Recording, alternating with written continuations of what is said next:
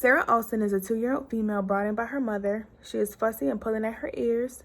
This child presents to the clinic with her mother, Anna, for 2 days of worsening symptoms with fever, cough, decreased appetite. She has tried to relieve these symptoms with ibuprofen, 5 mLs, which she took early this morning. The fever has ranged from 101 to 102 degrees Fahrenheit and has continued for 2 days. The mother reports that the ibuprofen has helped with the fever. Sarah has had a decrease in appetite, but she has had several wet diapers. She has no known drug allergies. Her mother is answering the questions. She's well groomed.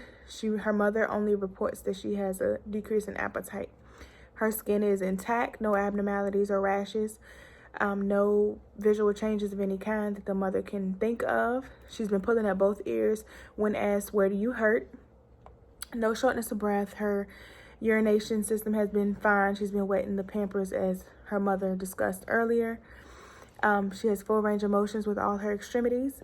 No signs of bleeding, bruising, or swelling. She's a normal functioning child, is typically happy, and easily comforted by her parents. Her mother denies mood changes, repetitive behaviors, or difficulty learning new tasks. Her oxygen saturation is 98% on Romare. Did not do a blood pressure. Her temperature is 39 degrees Celsius. Her pulse is 98. As far as her physical exam, she presents well-groomed, skin intact, no bruising. Her ear canal is without redness and clear bilaterally. She responds to the whisper test. She does not exhibit any hearing difficulties. Her vision follows movements of objects 20/20 on the Snellen chart. Her otoscopic exam shows that both of her tympanic membranes are red, bulging, but without any signs of drainage or perforation. Both tympanic membranes have bony landmarks, are not visible, and it shows that her pneumatic otoscopy results show minimal tympanic membrane mobility bilaterally. Her heart rate is regular without murmurs. Her lungs are clear to auscultation. She moves all extremities well. No issues with urination. She's in Tanner stage 1, no abnormalities noted. She moves all extremities well, equal strength noted in upper and lower extremities. Speech is normal. The tests that we perform were otoscopic exam, pneumatic otoscopy, and a rapid strep screen.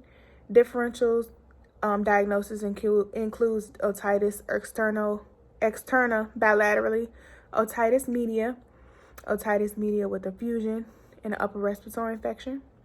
Final diagnosis includes otitis media with effusion. So this is a type of inflammation in the middle ear, where the collection of fluid is located in the ear, which is how we came up with that final diagnosis.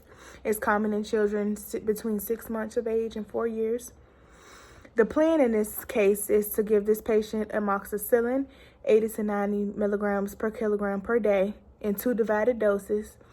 So this is used to treat otitis media with effusion, but you need to continue to offer fluids frequently to avoid dehydration, encourage small meals, ibuprofen 5 mLs per 100 grams, adjusted for weight, per every 6 to 8 hours, with a maximum of 15 mLs in 24 hours. If the patient's symptoms improve, follow up in the clinic within 72 hours.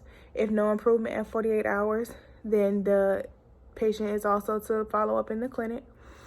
Also order a CBC with differential, repeat the strep test. Demonstrate correct administration of medication to the mother, and return if the symptoms in the child worsens.